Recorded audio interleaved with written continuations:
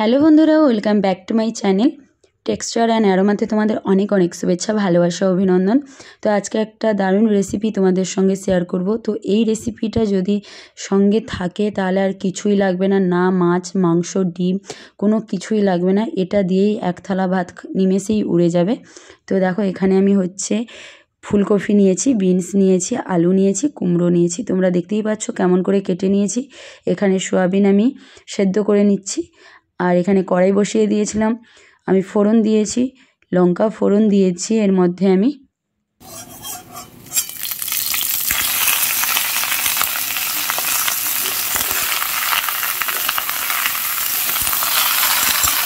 তো লঙ্কাগুলো ভেজে নেওয়ার পরে আমি ওই তেলের মধ্যে সবজিগুলো দিয়ে দিয়েছি।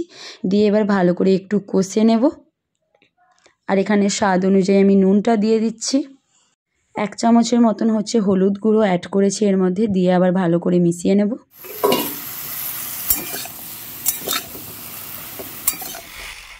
তো এর মধ্যে আমি ডাল দিয়ে দিচ্ছি। ডাল এখানে আমি ছোট বাটির 2 বাটির মতন ডালটা কিন্তু নিয়েছি, মানে একটু বেশি পরিমাণ এখানে ডাল অ্যাড করছি, নয়তো একদমই ভালো লাগবে না। এখানে ধুয়ে পরিষ্কার করে রেখেছিলাম, এর মধ্যে আমি দিয়ে দিয়েছি, একটু মিশিয়ে নেব।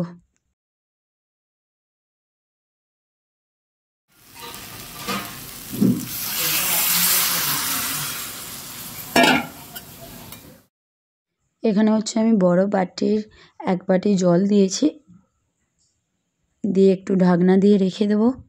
তো এখানে দেখতেই পাচ্ছ ঢাকনাটা খুলে দিয়েছি, কিছুটা সিদ্ধ হয়েছে। তো সবজিগুলো সেদ্ধ হয়েছে নাকি আমি একটু চেক করে নিচ্ছি, দিয়ে আবারও একটু ঢাকনা দিয়ে সেদ্ধ করে নেব ভালো করে আমি। তো এখানে সবজিগুলো সেদ্ধ হয়ে গেছে।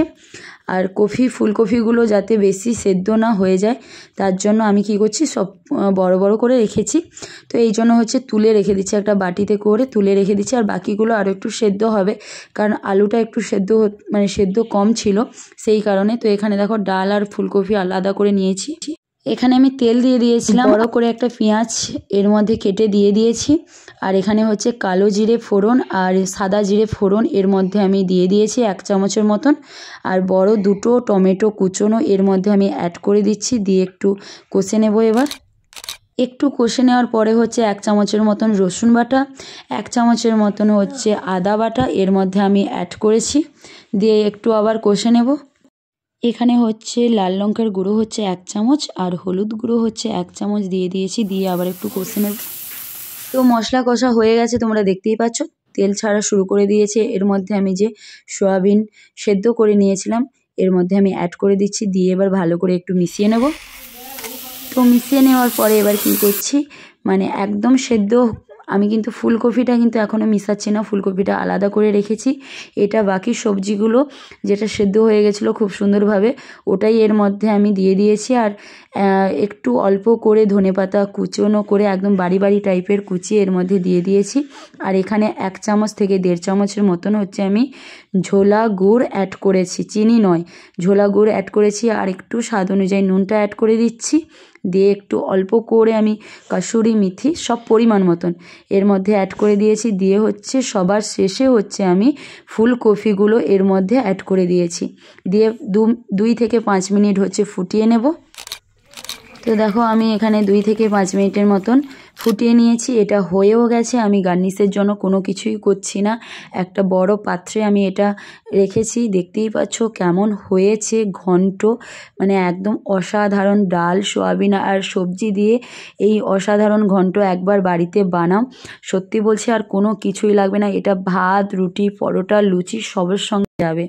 তো অবশ্যই এই রেসিপি একবার বাড়িতে বানাও, আর কোনো কিছুই লাগবে না।